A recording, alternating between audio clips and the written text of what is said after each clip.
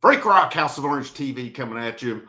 Tony Vitello, San Francisco Giants, the rumors, they're out there. What's the latest? We'll talk about that in a minute. Make sure you hit that like, that share, that subscribe along the way. Appreciate all your support on this. Saturday was not a banner day for Vol Nation. Obviously, Tennessee, Alabama did not go as we hoped.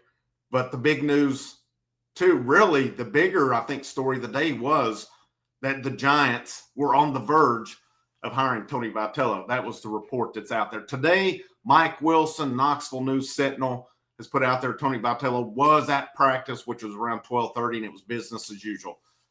No surprise with that. And I don't think we'll hear anything really on it from him until it's final on it. And a part of me says if he's staying, he may not say anything. He'll just stay. He'll continue to answer questions the way he has, and then you'll see the Giants hire somebody else.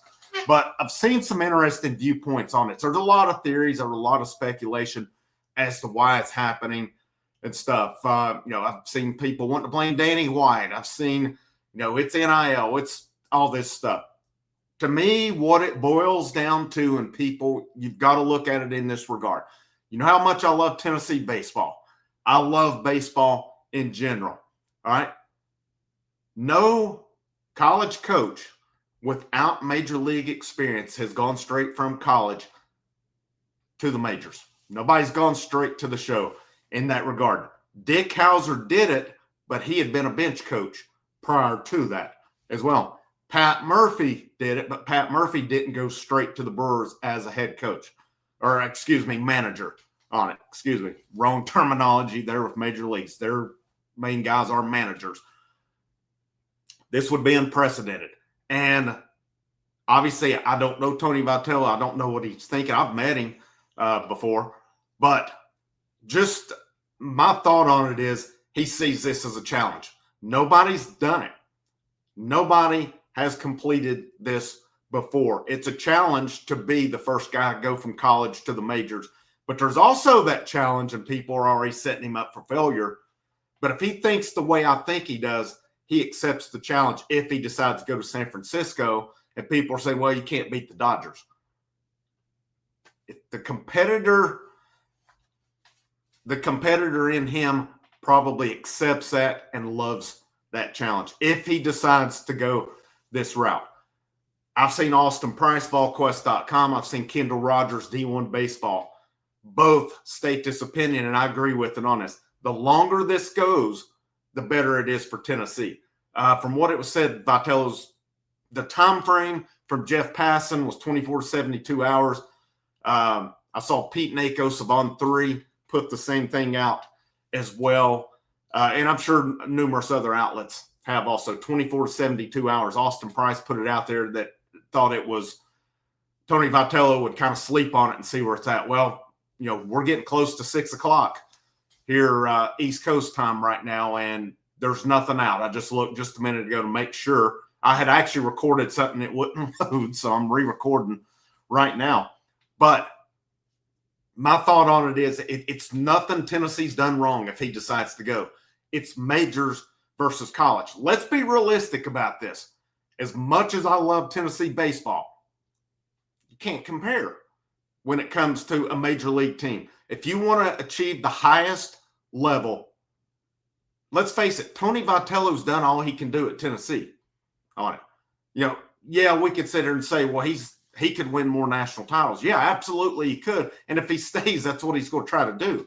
But really, what else can he accomplish at Tennessee? If he takes this job, there is absolutely no way I can blame him, nor will I have any ill will toward him. I will actually root for him, thank him, and be appreciative that he has restored and put Tennessee baseball at a level it's never been on before. Yeah, Rod Delmonico got him to the College World Series a couple times, but they didn't win a national championship. What Tony Vitello is doing has never been done in the history of Tennessee baseball here. If he chooses to take this job, I would still lean towards he goes.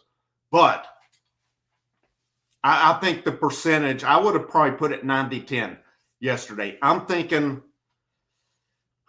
maybe 70-30 now. And I will be happy to be wrong. There's two things I think on it.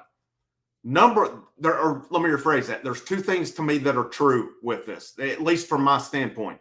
And I've talked to somebody pretty close, and they seem to think the same as I do on this. Yeah, I don't want Tony Vitello to leave. I don't think anybody wants Tony Vitello to leave. That would be crazy. But it's not like he's jumping to Arkansas. And I don't mean that bad. That's the one he's always linked with. It's not like he's taking another college job. He would be doing something unprecedented. I know I keep saying that, but I can't not reiterate that point because people seem to think it's about money, it's about taxes, or what have you. It's a brand new challenge that's never been done. I can't blame the guy for it. But back to my 2 points on it. One, yeah, we don't want him to leave. But two, if he does leave, which I still think is possible, I'm hopeful he doesn't. If it's Josh Elander or Frank Anderson who takes over, Tony Vitello has left this program in such good shape. He's not going to burn the program to the ground. He's not going to do that. It's the program that gave him his shot. He hadn't been a college head coach before. He gets an SEC job. Granted, I don't really know that Tennessee had a lot to lose at that point when John Curry made the hire. But John Curry knocked it out of the ballpark on that one. And here we are. Now, I think both things can be true. And I'm not trying to underestimate or I'm not trying to downplay him leaving. It will be a blow, but I think Josh Elander is ready. He's been there. I'm really surprised 2 years ago he didn't get the South Carolina job. And, I think South Carolina probably wishes they would have given him that opportunity at this point. Seemed like it was fit for him. But if you keep Elander, Frank Anderson comes back. I can't at Frank Anderson's age see him moving. I would think his next step will be whenever he decides it's time to retire. But let's say Frank Anderson gets it. I mean, he was a head coach at Oklahoma State for like 8-9 years. So he's got experience in it. But if Elander gets it, for example, he's been your ace recruiter, your hitting coach. He's your catching coach as well. Frank Anderson's still there. These pitching staffs have been Frank Anderson. Ross Kivett, if he stays.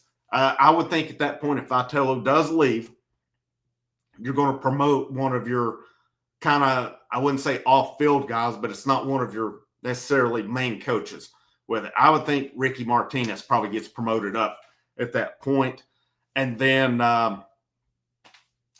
you've really pretty much got it. Now, and here's something to keep in mind with the portal. Yes, players can leave, but the only ones who can transfer and play this year are grad transfers. Freshmen, sophomores, guys who are not grad transfers, they can transfer, but they'll be sitting out the 2026 season. And I believe if you're going to be a player for Tennessee next year, you're probably going to want to play, especially if you're in your draft year.